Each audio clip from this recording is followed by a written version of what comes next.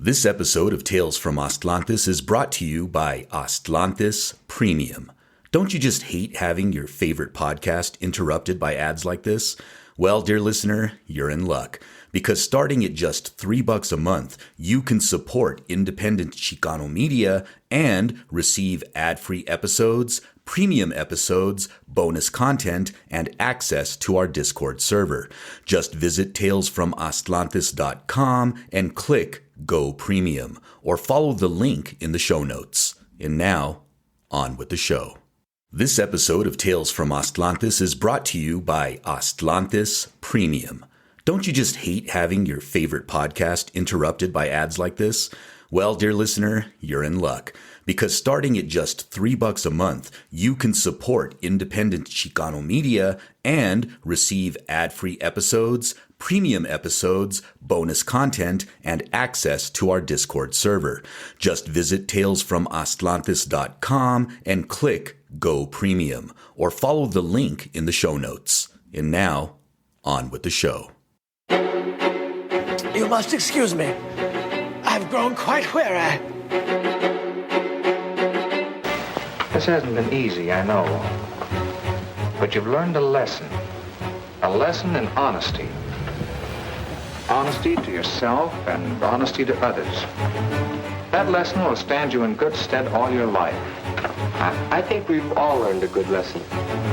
I've always heard that honesty is the best policy. Now I'm catching on to why that's so, and why that's so, and why that's so, and why that's so. Greetings, dear listeners, and welcome to yet another episode of Tales from Atlantis. We are your hosts, Kurly Tlapoyawa.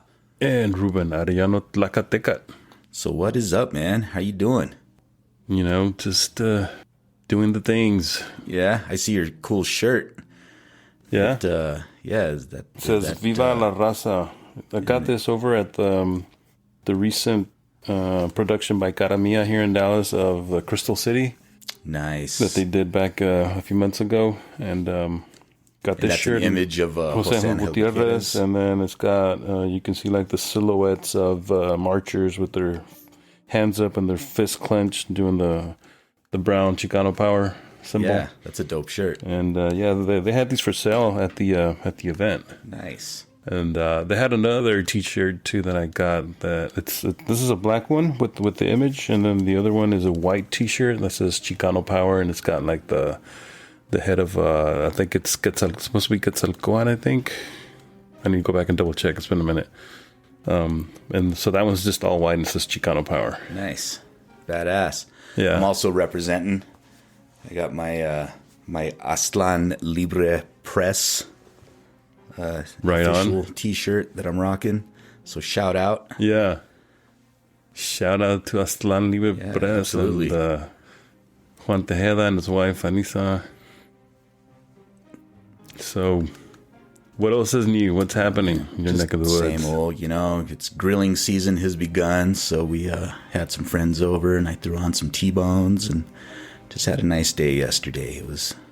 Some T-bones with some green chili. We didn't have any green chili with it. Oh no, you ain't a true New Mexican. Well, we don't eat it with everything. Hey, you could have fooled me, man. Last time I was there, even my daughter's like, "I'm tired of all this green chili. It's in everything." It's true. It's true. That's the New Mexican staple. Absolutely. So this today's episode. It's one I've been wanting to do for a while because this story just fascinates me. And for this episode, I'm going to be drawing a lot from this book. It's a really good book called Freak Show, Presenting Human Oddities for Amusement and Profit by Robert Bogdan. If people are interested, I'll throw a link to where you could buy the book in the show notes. But it's a really good book, and this is just something that I've been wanting to talk about for a while. So when you say freak show, Curly, are we talking about the creatures of the night? Because the freaks come out at night. The freaks come out.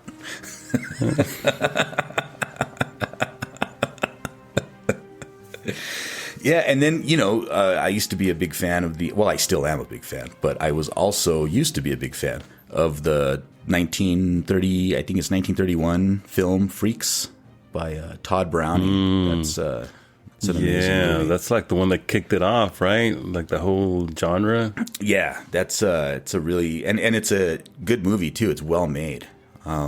Right, for the time too, yeah, right? Like, absolutely. That's amazing what they were able to pull off with that movie. So, let's dive right in to today's episode. The Last of the Aztecs. Ding, ding, ding. What would you say if I told you that the transatlantic slave trade never happened? That the mass enslavement of African people who had been brutally kidnapped in Africa and brought to the Americas in chains was all a hoax, perpetrated by Native Americans working together with white settlers to cover up the fact that black people are the true original inhabitants of the Americas. Well, Kurly, I would say that you're out of your goddamn mind is what I would say. And you would be right. Claiming that the transatlantic slave trade never happened is despicable and deserves to be met with the same disdain and condemnation as denial of the Jewish Holocaust. But sadly, the transatlantic slave trade is a hoax conspiracy is being actively pushed by a small but growing subset of black identity extremists who are both highly vocal and increasingly hostile to Native people, who the extremists view as the beneficiaries of a stolen identity. Now, for simplicity's sake, I will refer to the collective members of this group as the Aboriginalist movement. For the most part, these groups share a common lineage from the Moorish Science Temple, a black identity religious movement established in Newark, New Jersey in 1913 by a self-declared prophet calling himself Noble Drew Ali. Modern-day followers of this movement have blended sovereign citizen conspiracies, black identity extremism, and pseudo-historical narratives, resulting in a bizarre mashup of racial conspiracism. The so-called evidence presented by members of the Aboriginalist movement consists almost entirely of misinterpretations of the historical record simply because they don't understand the context of what they're looking at, and deliberate misrepresentations of the historical record by cherry-picking antiquated and long disproven information that appears to support their claims. In other words, there is zero evidence to back up their assertions. Nonetheless, they remain undeterred. Now, I'm not going to delve into every bit of pseudo-history promoted by the Aboriginalist movement, but I do want to focus on one topic in particular. Maximo and Bartola, also known as the Aztec Children or the Last of the Aztecs. One of the more common practices of those in the Aboriginalist movement is this continued promotion of photographs from the late 1800s depicting two people identified as the Last of the Aztecs. These photos feature two individuals, Maximo and Bartola, who are both of diminutive stature and display unusual physical characteristics. They are often dressed in clothing intended to appear exotic to Western audiences. Aboriginalists love to use these photographs because the individuals in them, the alleged last of the Aztecs, appear to be at least partially black, and both sport Afro-style hairdos. To the Aboriginalists, these photos are the smoking gun that proves their claim. You see, if the last of the Aztecs were black, then black people must be the true indigenous people of the Americas. It's a very convoluted and disturbing conspiracy, to say the least. This, of course, is pure nonsense. But we're left with the question, and it's the question I want to explore in this episode. Who were the individuals in these photos? What's their story? And why are they referred to as the last of the Aztecs? The Aztec Children. The alleged discovery of the Aztec children is retold in a short pamphlet published in 1850, the title of which is worth quoting in full, sir, if you would be so kind. We'll be back after a quick break. Have you picked up your Mexica calendar for the year 12 Flint? Or how about a paperback copy of The Four Disagreements? Just visit talesfromastlantis.com for all the latest merchandise and show some love for your favorite podcast. That's talesfromastlantis.com for all the latest merchandise. Now, back to the show.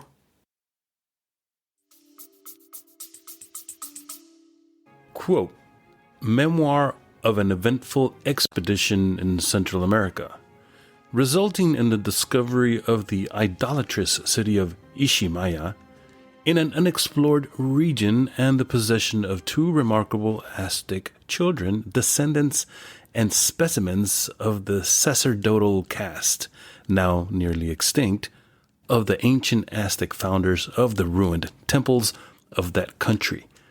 Described by John L. Stevens, Esquire, and other travelers, translated from the Spanish of Pedro Velázquez de San Salvador. That's a title. That's a title. Hold on. Before we continue, I don't know. When I read the name Bartola, for some reason it kind of reminds me of that commercial. You know which commercial I'm talking about? The cough drop commercial. Bartola. No. God damn it. Too soon? I knew, as soon as you said that, I knew what you were going to do. I'm just a child. I'm sorry.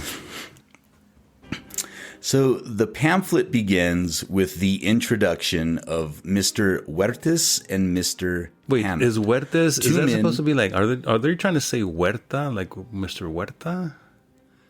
I don't know. That's what it kind of sounds like to me, right? It's two fictional people. So okay, I think so these are they fictionalized probably just people. grabbed Got the it. name. Got it. Yeah.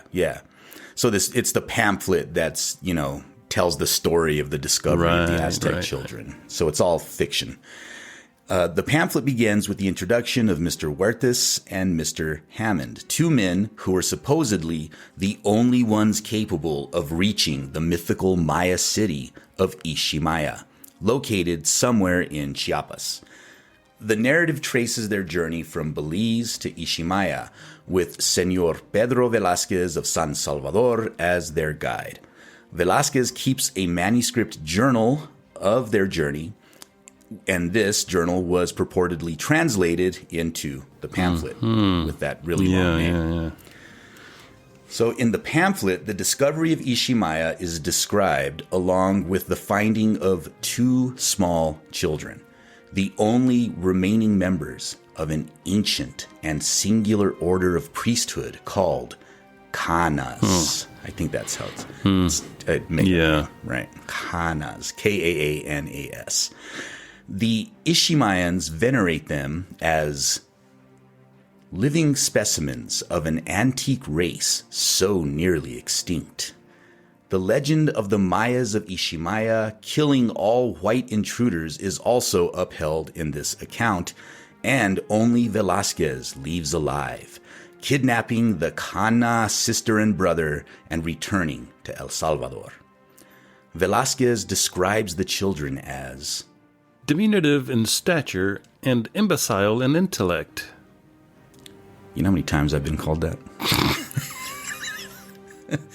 But they are also referred to as the greatest ethnological curiosities in living form, as specimens of an absolutely unique and nearly extinct race of mankind, that they claim the attention of physiologists and all men of science. Impressive. Right?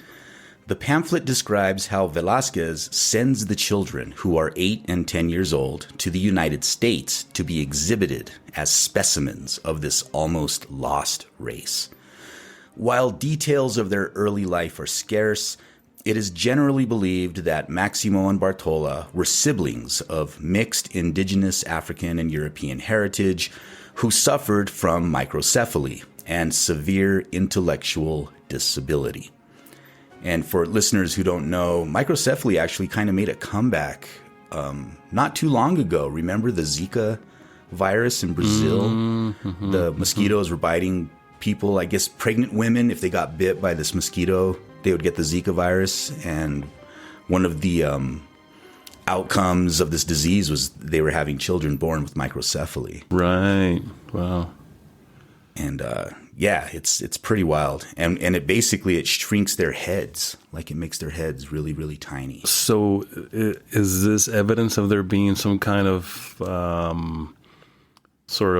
virus at play here with the lost Aztec children of the Canas? Yeah, I don't know what causes this specific strain of microcephaly. If we have any listeners out there that are virologists or biologists, please contact us and let us know. And then, it also, because of the size of their head, they have this severe intellectual disability, right? Mm-hmm. So they're basically helpless. They were born in the province of San Miguel in El Salvador. A Spanish trader named Ramon Selva purchased the children from their mother. He had promised her that he would take them to the United States where they could be cured of their condition, which is so fucked up. That's it's such a horrible thing to do to human beings. Right. But once he had possession of the children, he immediately sold them as human curiosities to an American named Morris. Why is it always Morris? You notice that? Morris is like, whenever there's something nefarious involved in these kinds of tales, there's always a Morris. Is there? I don't know. Yeah. Well, it's Maurice, Morris, but it's always a variation on a theme of Morris. All I think of is Morris Day and the Time when I hear the name Morris. Morris. Oh.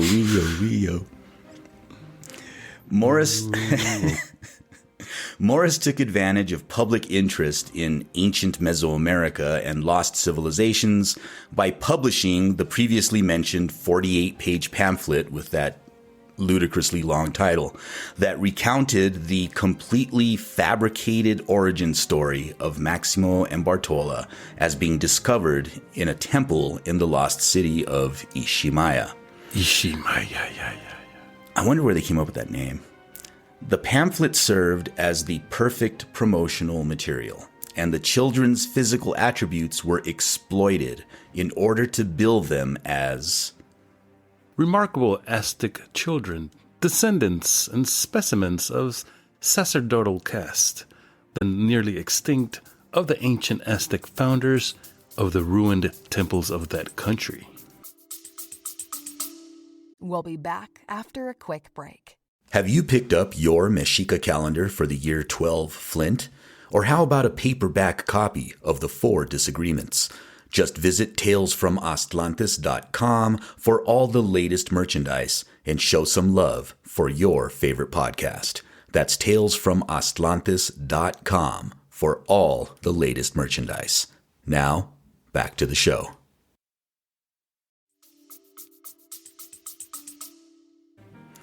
Morris and others compared their look as strikingly similar to engravings in Stevens' Incidents of Travel in Central America, Chiapas, and Yucatan, of ancient Mayas depicted in stone within various Maya ruins. It is unclear why these children were referred to as Aztec rather than Maya, but presumably Aztec was being used to mean, pre-Columbian Mexico in general, as was common in the 19th century. Right. Dressed in pseudo-Aztec costumes, the Aztec children first appeared in the United States in the early 1850s to an electrified American public and medical community. The mayor of Boston attended and promoted an early appearance of the children. They were brought before the Boston Society of Natural History, and papers about them appeared in subsequent years in medical journals, such as the American Journal of the Medical Sciences and The Lancet. Good grief. Members of the Senate and House of Representatives met with Maximo and Bartola, and they were invited to the White House to meet President Millard Fillmore? Fillmore, yeah. There has to be photos of that somewhere. Of this meeting. In 1853, they were taken to England, where they were billed as the Aztec Lilliputians. I think it's Lilliputians. Lilliputians? Or is it Lilliputians? I don't know. I've always, like in my head, I've always pronounced it as Lilliputians, but really?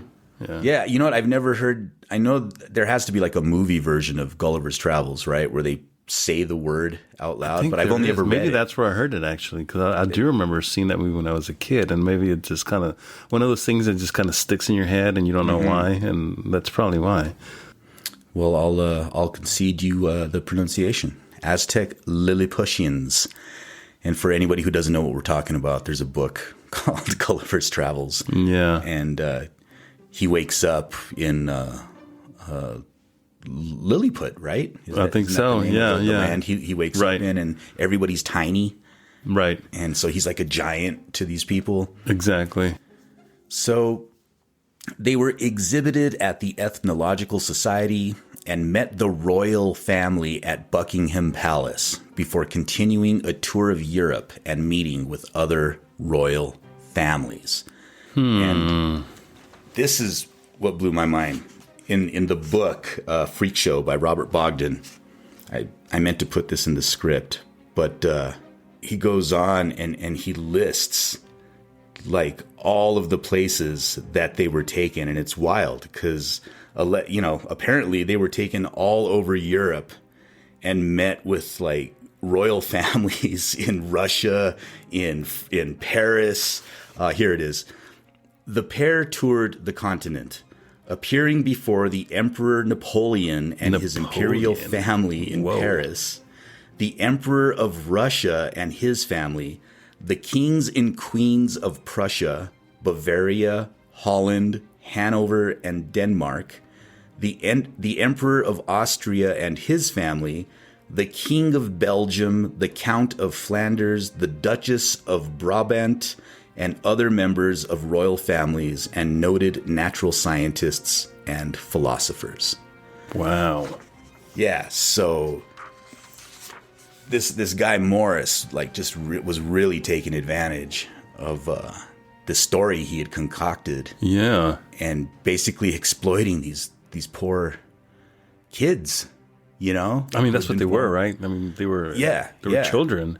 Yeah. At the time when they first took them out, they were still children. It's mind-blowing.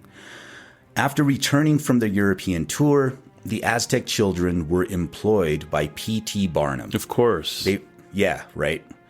They were first exhibited at the American Museum in New York City and eventually joined the Barnum and Bailey Circus, touring until the 1890s.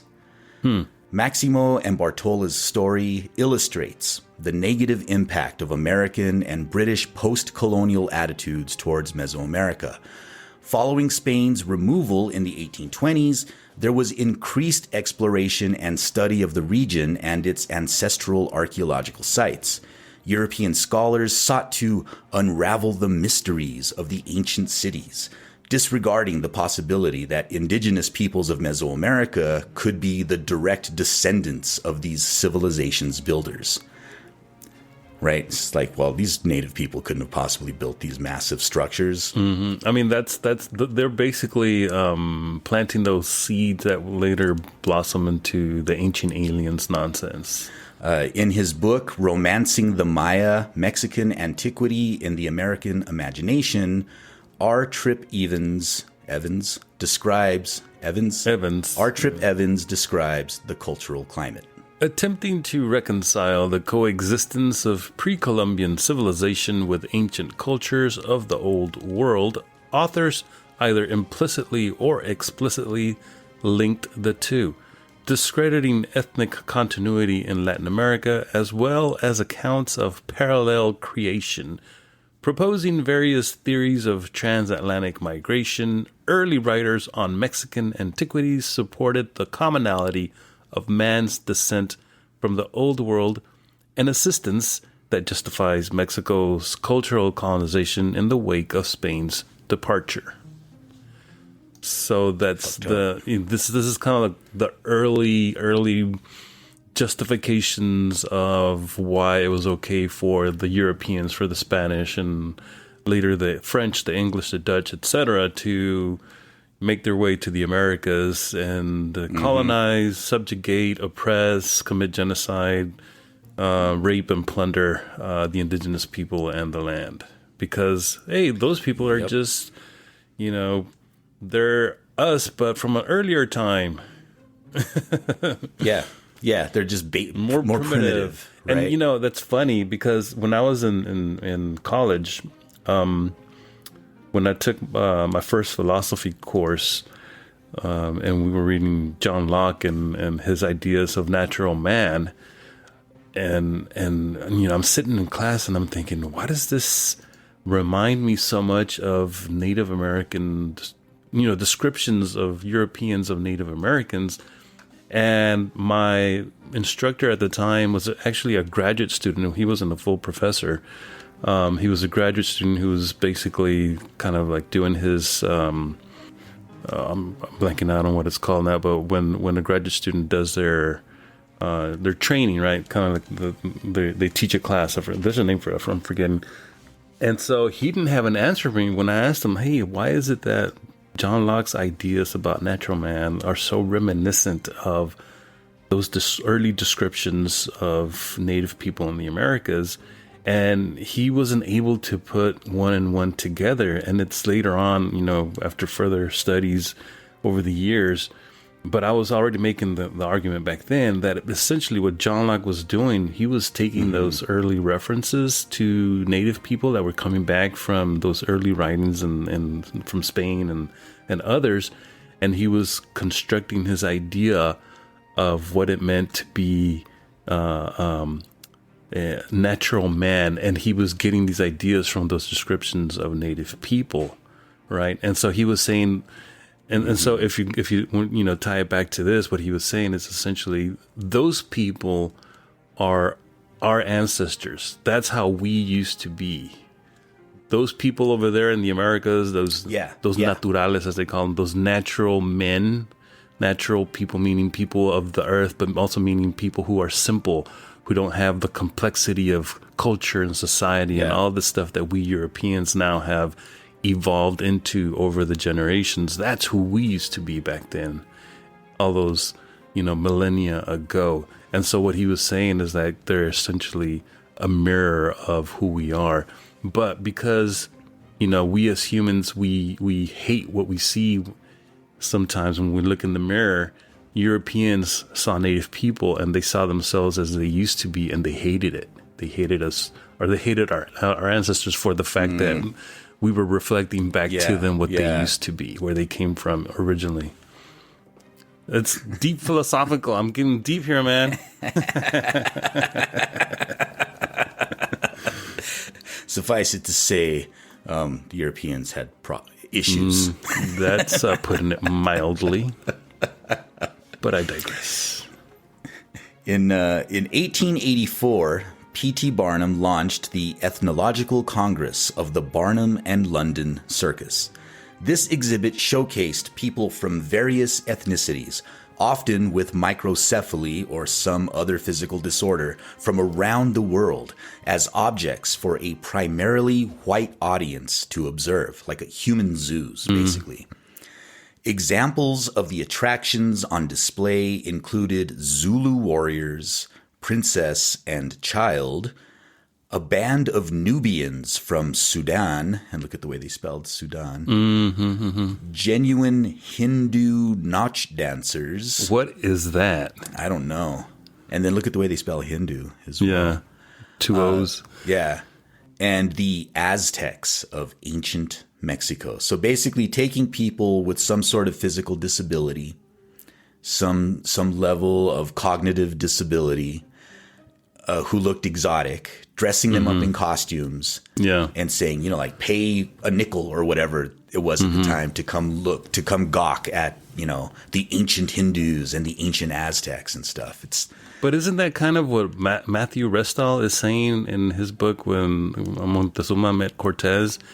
And if I remember correctly, he's saying that because, the Aztecs had pretty much the first zoo that we know of on record. And I don't know if you remember this from the book, but I think at one point he was saying that the only way that you can really explain, or not the only way, but like one way that you can explain some of the actions that Moctezuma took in regards to the Spanish, allowing them to come into the city and showing them around and treating them, with the dignity that a foreign ambassador deserves, and that sort of stuff, right? That part of what he was saying was that he was also at the same time like trying to see how he could sort of fit them into his menagerie of exotic peoples, because Moctezuma he had people with microcephaly was part of his retinue. Different dwarfism, different people who perform different kind of acrobatic acts and all this stuff. And so I think what Restall was saying was that Moctezuma was trying to see how he could sort of capture these Spanish people as being these exotic folk and sort of somehow put them in display and be part of his palace, wild, right? Yeah. Like that's kind of what's going on here in a different way. Yeah. But it's very kind of similar to what's going on. It just cracks me up because I could picture them like, Cortez hanging with Moctezuma, and they're going through and they're like, well, here we have this, and the Spaniards are like, oh, wow. And then they come to like a giant empty and what's this? That's for you, fool. And throw them in there. Yep. That would have been awesome. Yeah, if only. During and after the Aztec children's rise to fame, other individuals born with microcephaly were being exhibited as Aztecs in circuses, copying the look and myths of Maximo and Bartola. People with microcephaly began to be referred to as... is that like the difference between... what's that old running joke my nieces used to say in regards to... Harry Potter? It's not Leviosa, it's Leviosa. Microcephala. It sounds like a Harry Potter. It sounds like a Harry Potter spell. No, wait. The Harry Potter spell is Aslantis Propagantis. Don't forget that. Yeah, that's the spell. Yeah, that's the spell we cast when we're spreading our propaganda through the airwaves. That's right. Aslantis Propagantis. Sources say. People with microcephaly began to be referred to as pinheads, and other famous acts include Tic Tac the Aztec Pinhead, Zip, also referred to as What Is It?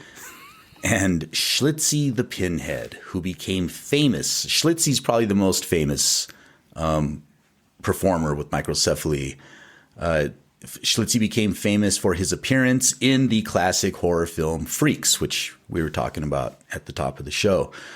Robert D. Aguirre describes racial exhibitions in the mid to late 19th century. Freak shows depended on a supply of curiosities from abroad, which in turn provided racial theorists with new specimens to analyze. Racial characterizations were then funneled back into the materials purveyed by freak show promoters, lending them an air of respectability and further securing scientific to mass culture. Ethnology gained access to rare specimen, and racial ideology was disseminated to a broad public. It's nuts.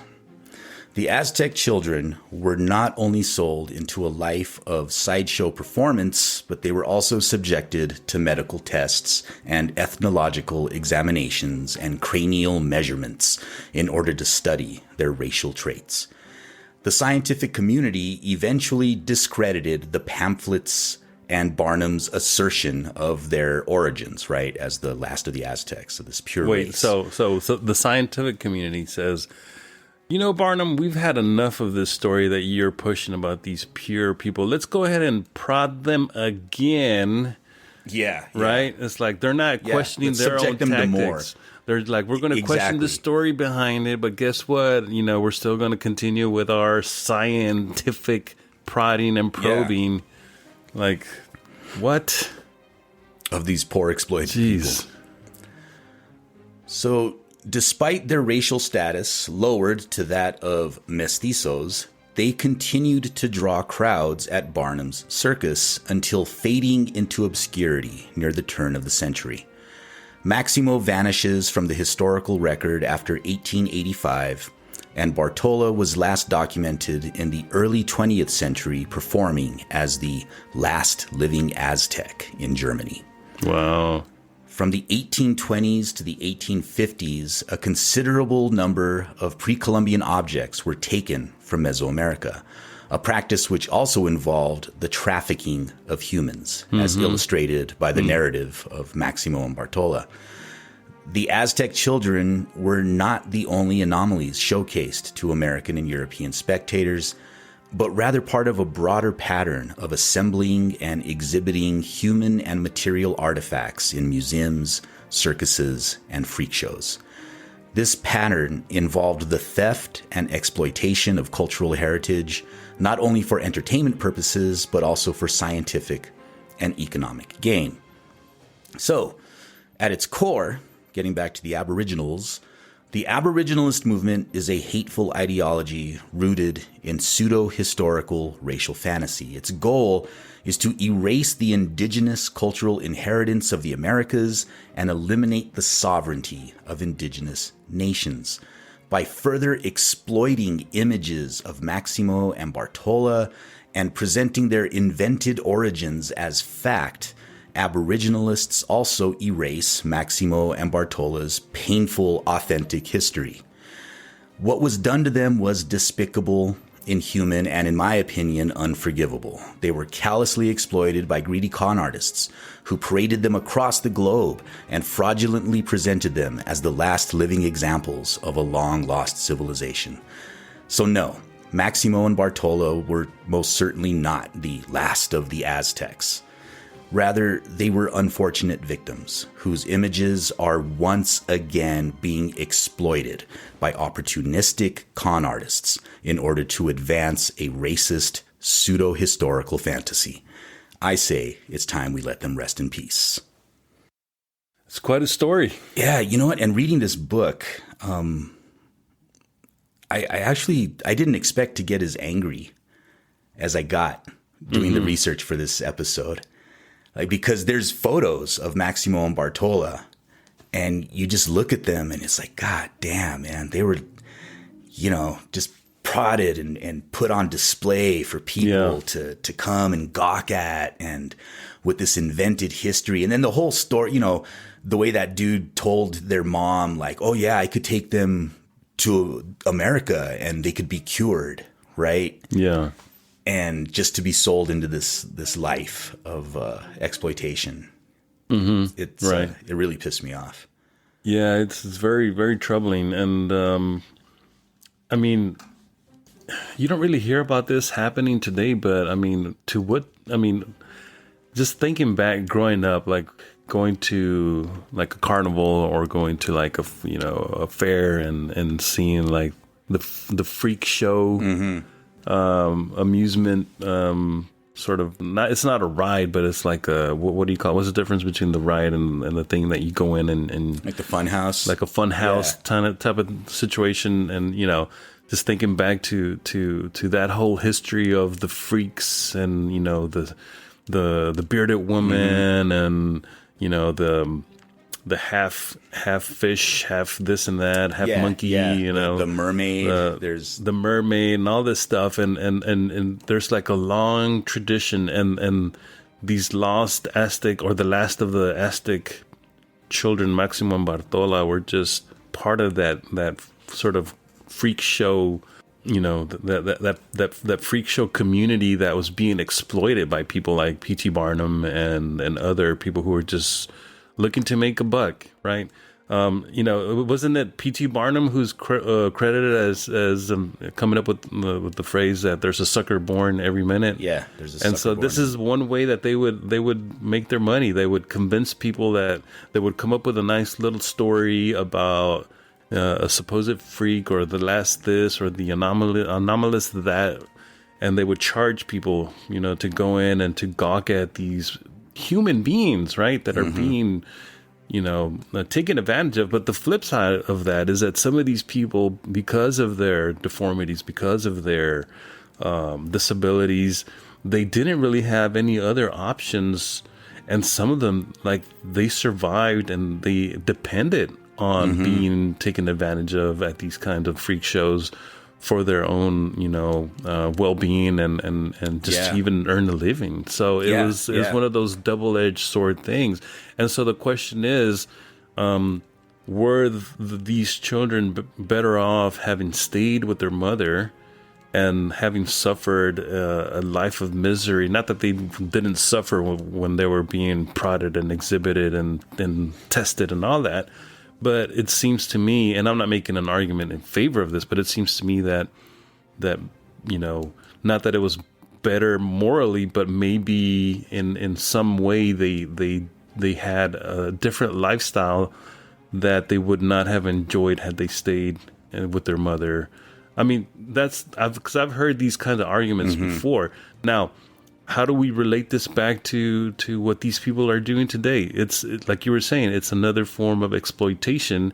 Now these people are saying, well, because it goes back to the conversation that we've been having on this podcast off and on about these people that are trying to deny the indigeneity of actual Native American people whose ancestors, have been here on these continents for millennia, and for whatever reason, I mean, I'm not going to question their motives in terms of them wanting to sort of correct past ills, which that's something that is commendable. But when you're doing it at the expense of a different group, and then you're taking it to the lengths and the degrees that you're taking it to deny the indigeneity of those people and sort of claim it for yourself, then that's, you're going way past, the too far line. I mean, you've exceeded you've gone too far,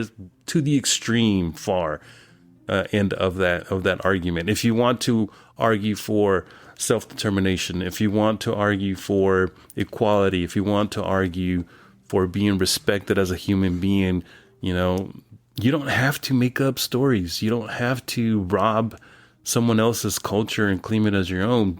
Be proud of your own culture, assert that culture for yourself, and then try to right the wrongs that happen to your people using the available mechanisms that don't impinge on someone else's history and lives and their own cultures. And so I don't understand this necessity by these people to try to assert a culture and claim it for themselves that, historically speaking, I mean, on the face of it, even if you know nothing about history, it just is preposterous. Like, who believes these people, right? Yeah. Well, one of their hashtags is like #where are the slave ships? And their whole argument is like, well, if the transatlantic slave trade was real, then there would be, tons of slave ships all over, and where are they?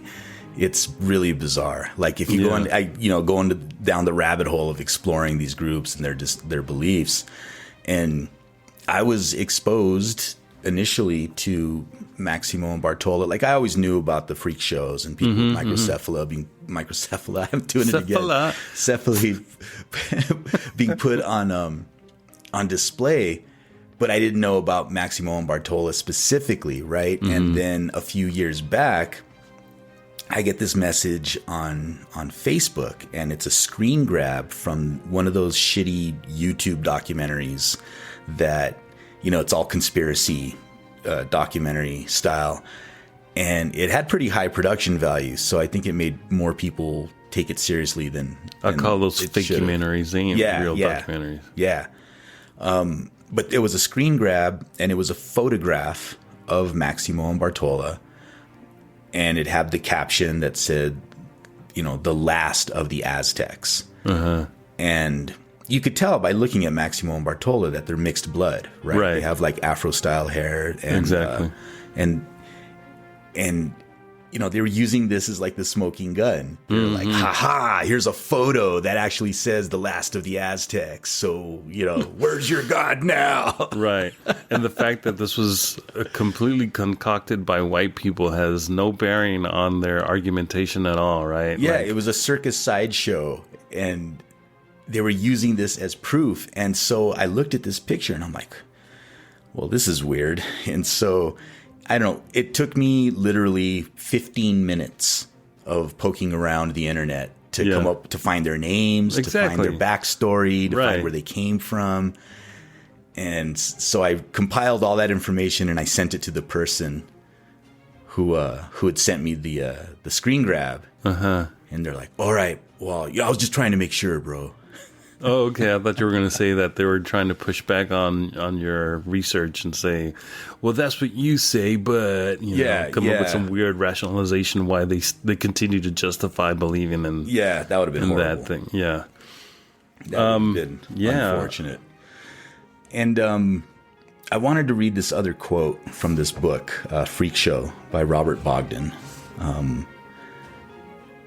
It says, during their lifetime and after their deaths, a host of other people with microcephaly and below normal intellectual functions were exhibited by showmen as, quote unquote, Aztecs. All borrowed their presentations, their costumes, as well as their stories from the fabrication that had created the celebrated Maximo and Bartola. In typical showman fashion, a number of such copies even claimed to be the originals. Even while Maximo and Bartola were still appearing, a man and a woman with microcephaly were displayed together in the 1880s as the Aztecs. And it's Aztecs, Estics, the Aztecs. Whether the spelling was a mistake or merely an attempt to be original is not clear, but they traveled with the Cooper and Jackson Circus as Huddy and Tane, wearing serapes and indigenous South American-style clothing. A woman with microcephaly was exhibited in the 1880s as Rosie, the wild girl of the Yucatan. Another 19th century Aztec-derived exhibit was a young man with microcephaly who traveled with the Wallace Circus and was presented as the Mexican Wild Boy.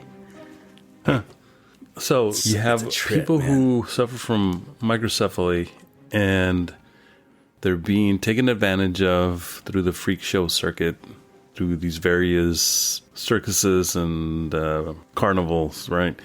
Are they just all following the Maximo Bartola template because it's something that worked, and so they're just going to continue to say these people are Aztec? But think about that. Why would the original, Aguirre, why would he call them Aztecs? What does that say about his association with Aztecs and people who he himself described as being not only diminutive, but as also being basically dumb, right? Is what he's saying. These people are dumb. They're dumb. They're low IQ. They can't really think for themselves. Why would he call these people Aztecs? Out of all the names that he could come up with, he goes to Aztecs. Like, I don't know. Was there some kind of opinion at the time that we know of? I mean, I haven't done this kind of deep research on this, but it got me thinking, like, what was going on at the time?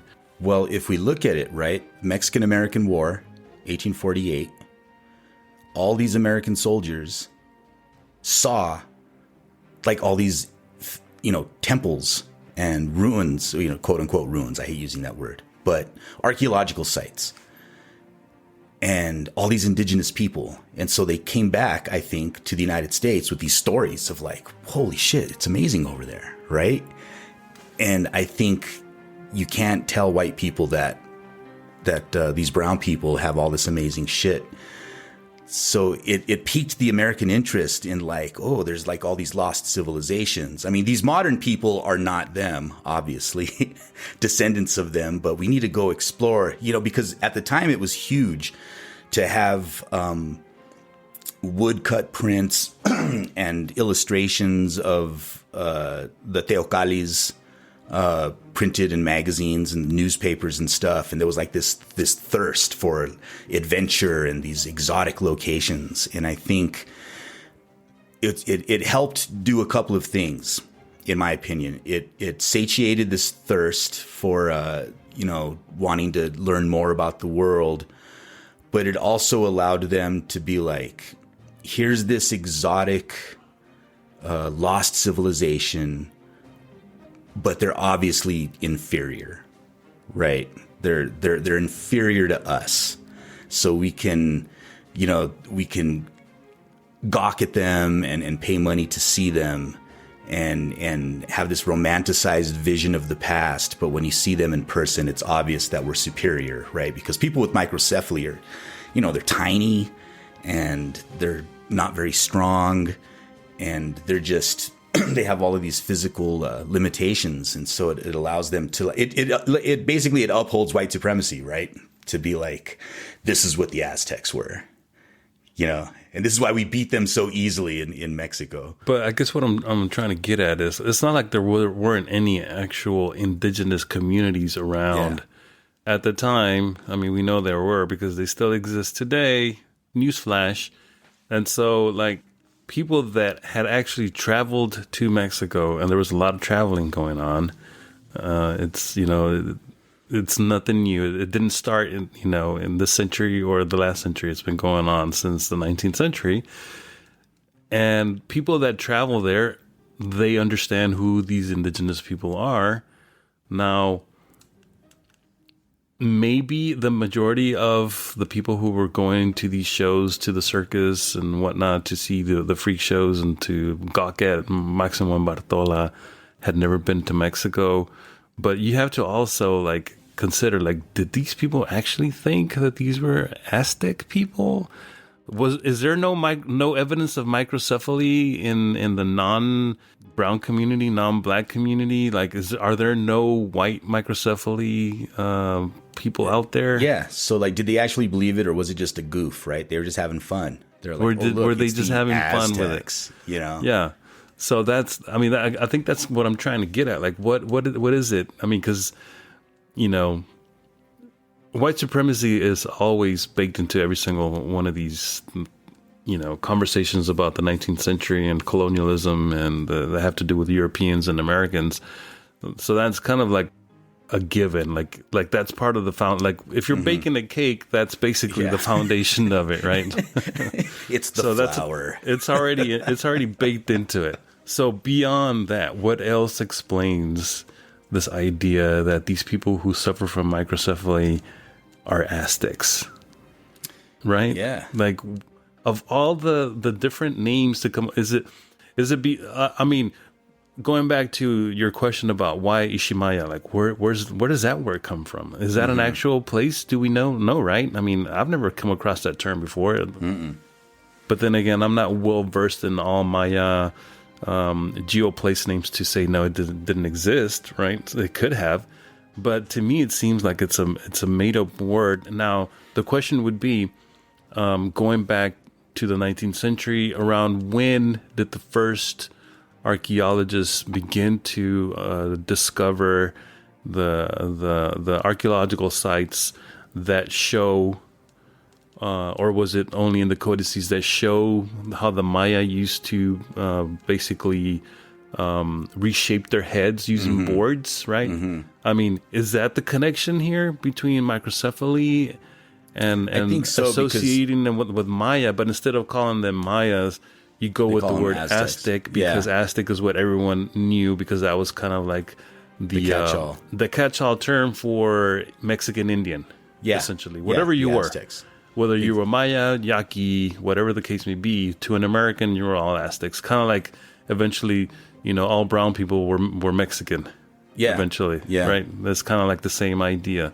So is that what's going on here? Do we know when the first... does it go back to the codices? How far back do we know that Europeans had noticed this aesthetic within the Maya?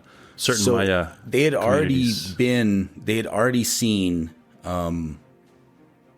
murals and engravings that depict So by the time that Maximo Bartola are alive and are being they had already exhibited, that was already part of the conversation. Yeah, in fact, they even in that pamphlet that we talk about that has that long ass name, right? I found it online, like somebody had scanned it and and put it online. Okay, and there's images of the stela, the Maya stela, in there to show, like, see, they look like this, so they must be these people.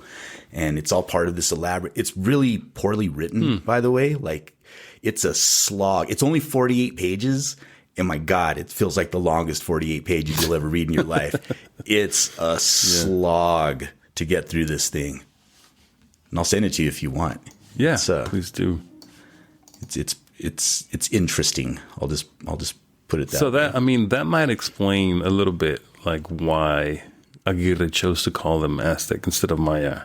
Or instead of just saying, these people, because, where were they from again?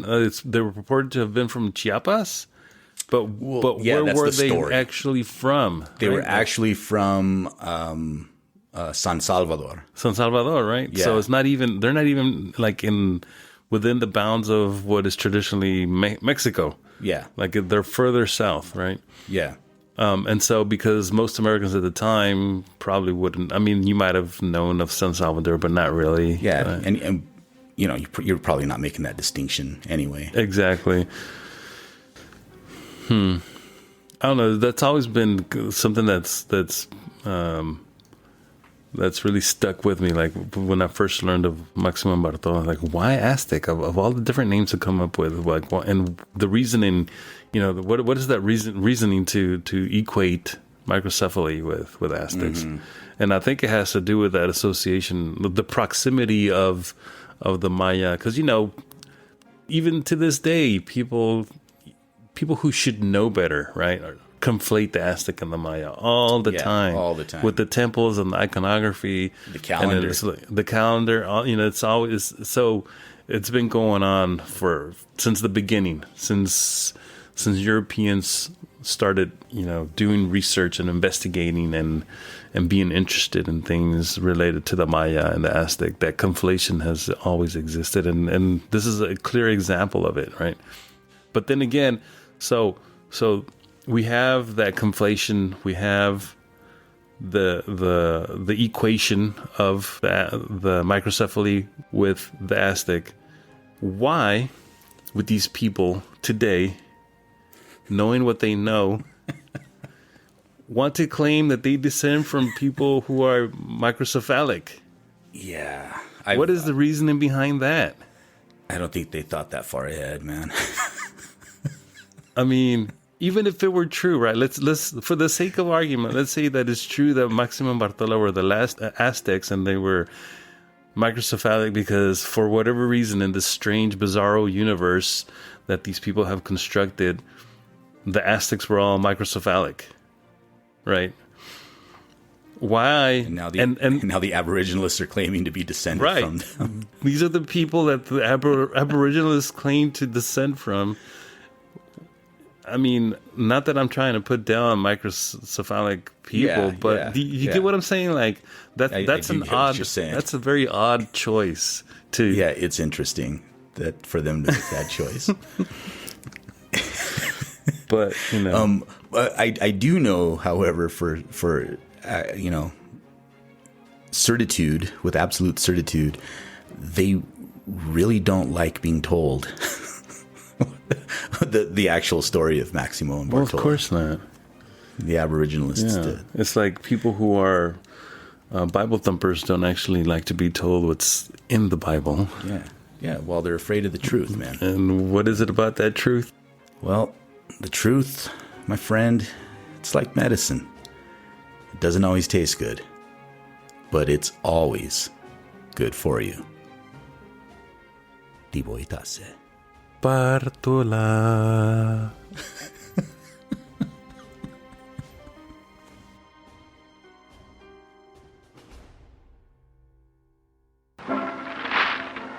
We didn't lie to you folks.